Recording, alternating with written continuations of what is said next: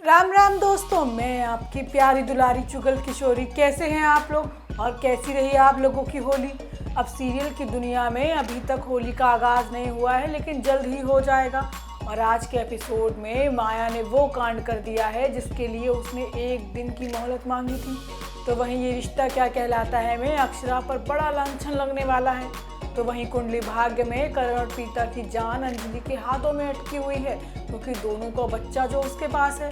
अब ये तो थी मोटा मोटी जानकारी, लेकिन पूरी जानकारी जानने के लिए आपको हमारा शो देखना होगा। तो चलिए जानते हैं कि आज किस किस के घर में क्या क्या होने वाला है। अनुपमा में माया ने वो कांड कर दिया है जिसके लिए अनुपमा से उसने एक दिन की मोहलत मांगी थी। हमें तो अंदाज़ा भी नहीं था कि माया इतना बड़ा कांड कर सकती है। अब अनुपमा ने भी सब कुछ जानते हुए उसे घर में रख लिया। खैर, उसकी भी अपनी मजबूरी थी। अब क्या फ़ायदा, अब वो रातों रात छोटी को लेकर फुर हो गई है। अब दोनों ही सदमे में हैं और माथा पकड़ कर बैठे हैं। होता ये है कि आज अनुपमा अपना जन्मदिन मना रही है और अनुपमा अनुज और छोटी को उसी आश्रम में लेकर जाती है जहाँ से उसे गोद लिया था। वहाँ जाकर अनुपमा केक काटती है और बाकी बच्चों के साथ अपना जन्मदिन मनाती है। फिर वहाँ पर छोटी बताती है कि वो बहुत लकी है क्योंकि उसके पास एक नहीं दो माएँ हैं। उधर माया बेचैन है कि अनुज और अनुपमा बिना बताए आखिर कहाँ चले गए।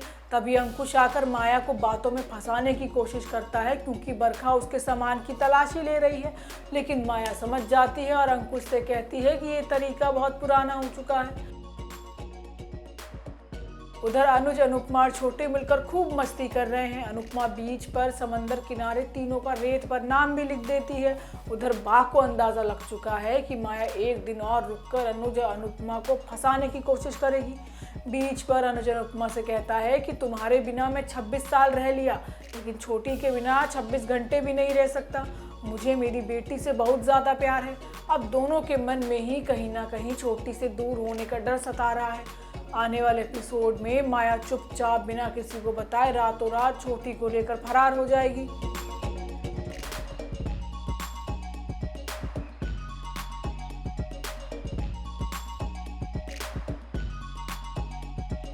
वहीं ये रिश्ता क्या कहलाता है में अक्षरा का अभिमन्यु से यूं लिपटना सबको बड़ा बुरा लग रहा है। अब बाकी सब लोगों को कहाँ पता है कि अक्षरा और अभिनव ने तो एक दूसरे को अभी तक अपनाया ही नहीं है। वो तो बस पति पत्नी होने का ढोंग कर रहे हैं। लेकिन आज मंजरी अक्षरा को सबके सामने जलील करने वाली है और अक्षरा चाह कर भी कुछ कह नहीं पाएगी, क्योंकि बात तो सही है। होता ये है कि सभी लोग मिलकर अभिमन्यु को अस्पताल लेकर जाते हैं, तो मंजरी का बुरा हाल है और वो अभिमन्यु के एक्सीडेंट का दोष भी अक्षरा को देने वाली है। मंजरी को पता चल जाता है कि अक्षरा अभिमन्यु का फ़ोन नहीं उठा रही थी और उसकी वजह से ही ये सब हुआ है। वो अक्षरा से सवाल करती है कि इतनी ही चिंता थी तो उसका फ़ोन क्यों नहीं उठाया। अभिनव कहता है कि बुरी किस्मत पर किसी का जोर नहीं चलता। मंजरी सबके सामने ही कहती है कि वो अक्षरा के चक्कर में ही घर की तरफ आ रहा था, अगर ये नहीं होती तो वो यहाँ आता ही नहीं। वो कहती है कि जब से वो कसौली से लौट कर आया है तब से बड़ा बेचैन था, तुम वापस आई ही क्यों। अब अक्षरा मंजरी की बातें सुनकर रोने लगती है। मंजरी फिर भी सबके सामने नील की मौत का जिम्मेदार अक्षरा को बताती है। वो कहती है कि आज भी तेरा मेरे बेटे के साथ क्या रिश्ता है। उधर बाकी बची हुई कसर सुरेखा पूरी कर देती है घर आकर। वो कहती है कि अक्षरा आज भी अभिमन्यु से प्यार करती है और अभिमन्यु भी अक्षरा से प्यार करता है, लेकिन आप लोगों को तो दिख ही नहीं रहा है। अब आगे आने वाले एपिसोड में अभी आधी रात को अभिमन्यु से मिलने के लिए अस्पताल निकल जाएगा।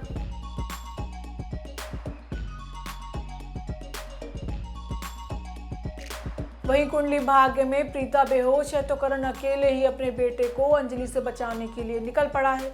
लेकिन अंजलि ने उल्टा करण को ही धोखा दे दिया है। वो नहीं चाहती कि दोनों की शादी में कोई भी रुकावट आए, इसलिए अंजलि ने प्लान बी तैयार कर लिया है। होता ये है कि अंजलि करण से कहती है कि वो उससे कितना प्यार करती है और ये बात वो काफ़ी बार दोनों को बता चुकी है, लेकिन किसी ने उसकी बात सुनी ही नहीं। अब करण अंजलि के पास पहुंचने की बराबर कोशिश कर रहा है। उधर प्रीता अभी तक बेहोश है और राखी को इस बात का पछतावा हो रहा है कि उसने प्रीता की बात नहीं मानी। वो प्रीता से माफ़ी भी मांगती है। तो वहीं दूसरी तरफ अंजलि बच्चे को लेकर ही भाग गई है, क्योंकि उसे पता चल गया है कि करण के अलावा समीर और सृष्टि भी आ रहे हैं। अब अंजलि नहीं चाहती कि शादी की बातों के बीच कोई तीसरा आए। वो करण के लिए एक नोट छोड़कर जाती है कि वो उससे अकेले में मिले। अगर इस बार वो किसी को अपने साथ लेकर आया तो वो बच्चे को छत से नीचे फेंक देगी। उधर प्रीता को भी होश आ गया है, लेकिन एक डॉक्टर जो अंजलि का भेजा हुआ है वो उसे जाकर कुछ मार देता है और प्रीता को बेहोश करके अपने साथ ले जाता है।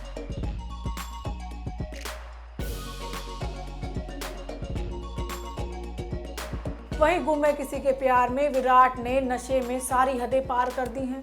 वो सई को हथकड़ी लगाकर अजीब अजीब हरकतें कर रहा है। वो पूरे परिवार के सामने सई से अपनी दिल की बात कह देता है। सई जब उसे हथकड़ी खोलने के लिए कहती है तो वो जवाब में कहता है कि पहले मुझे रंग लगाओ तभी मैं तुम्हारी हथकड़ी खोलूंगा। अब विराट की हरकतों से परेशान होकर सई उसे रंग लगा भी देती है। तो वहीं दूसरी ओर ये सब देखकर पत्रलेखा का खून खौल रहा है। घर के बाकी सभी मर्द भी भांग के नशे में चूर हैं जो अपनी अपनी पत्नियों की बुराई कर रहे हैं। इतना ही नहीं, विराट सई को लेकर जबरदस्ती डांस भी करता है। विराट तो सई को ऐसे रंग लगाता है जैसे उसकी मांग भर रहा हो। अब ये देखकर पत्रलेखा के पैरों तले जमीन खिसक जाती है और वो विराट की जेब में हाथ डालकर चाबी निकालने की कोशिश करती है।